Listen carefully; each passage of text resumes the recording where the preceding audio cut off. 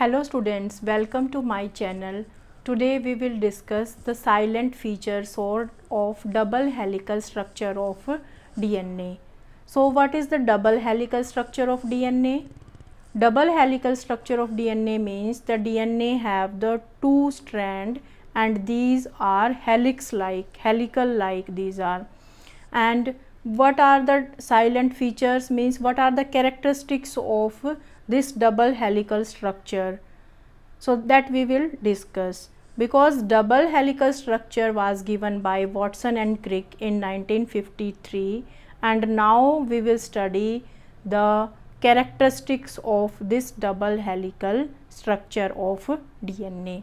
So first, you can say the first silent feature, that is the DNA is made up of two polynucleotide chains, and these chains are made up of sugar and phosphate backbone, and the bases are projecting inwards.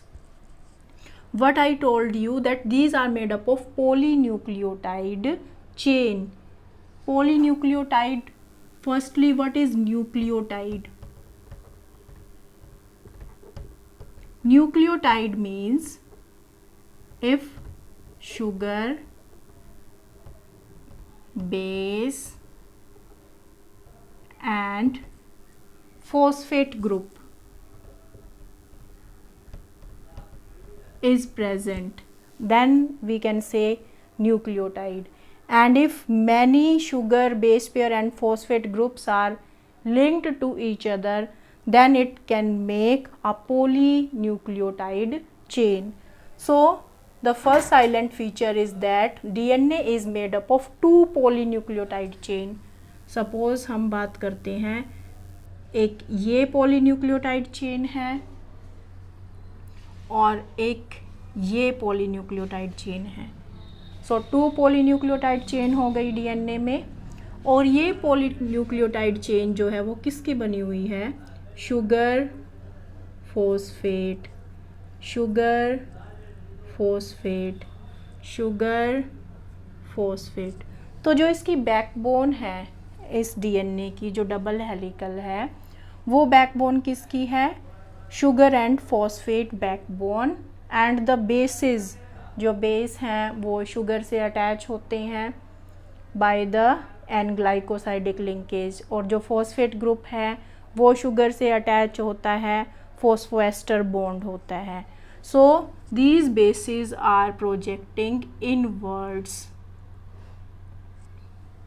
So that is the first silent feature, that the DNA is made up of two polynucleotide chains having the backbone of sugar and phosphate, and the bases are projecting inward.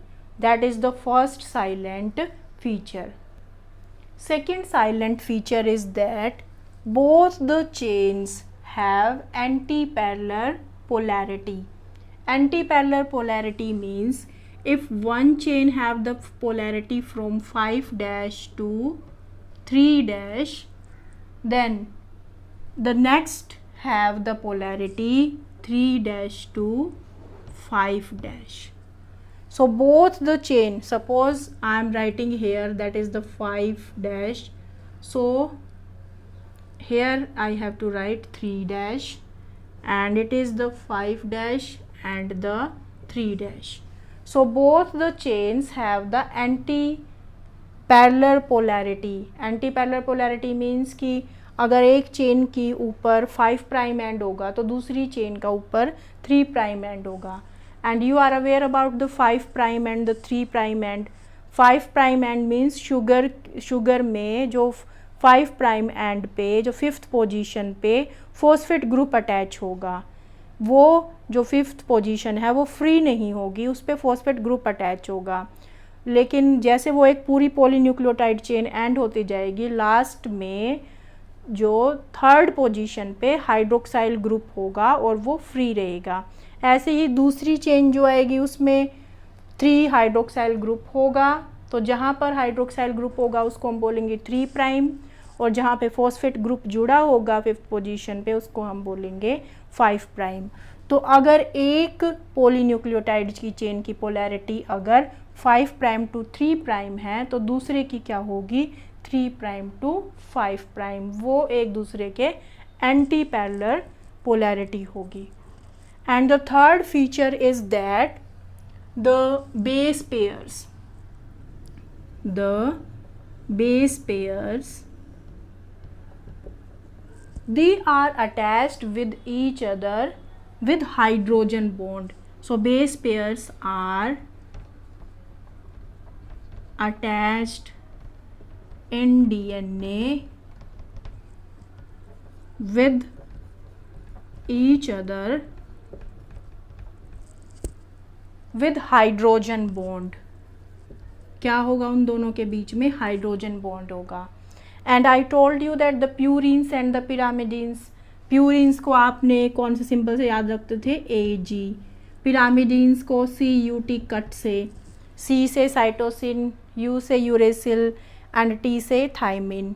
In case of RNA at the place of thymine uracil is present. So these base pairs you are aware about that A combined with T and G combined with C.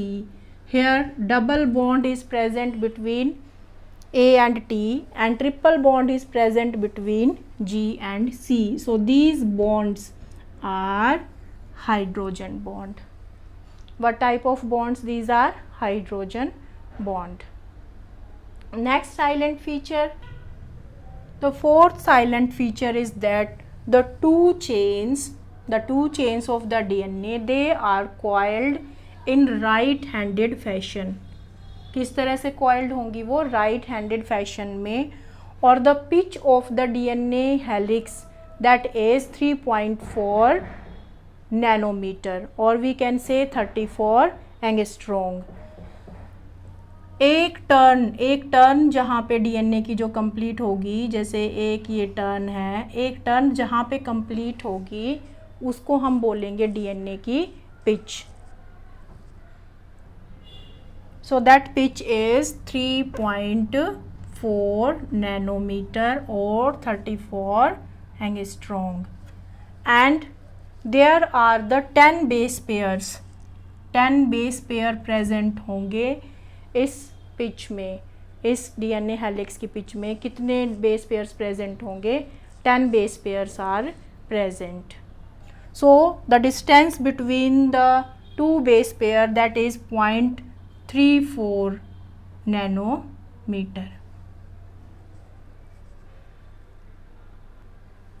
The fifth point is that the plane of one base pair is stacked over the other base pair. Means जो DNA helix का जो structure है ना, वो अगर इस base pair का plane है वो दूसरे बेस पेयर के प्लेन से इस तरह से जुड़ा होगा कि वो डीएनए को क्या प्रोवाइड करेगा?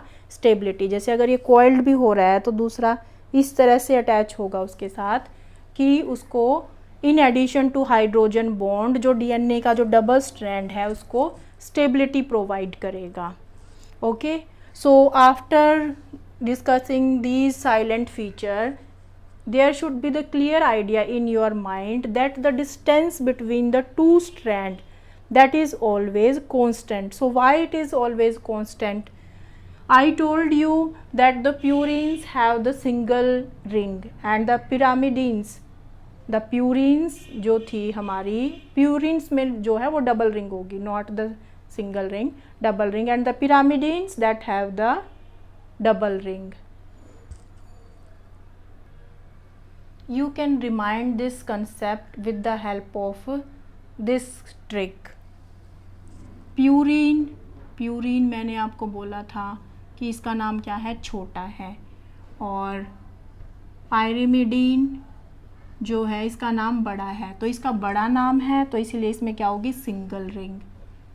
और इसका छोटा नाम है तो इसमें होगी डबल रिंग. तो इस तरह से आप याद रखोगे. प्यूरिन में डबल रिंग होती है और पिरामिडिन्स में सिंगल रिंग होती है. तो प्यूरिन्स कौन से हैं हमारे? A and G. तो अगर डीएनए में एक साइड अगर प्यूरिन है A, so that combine with pyrimidine.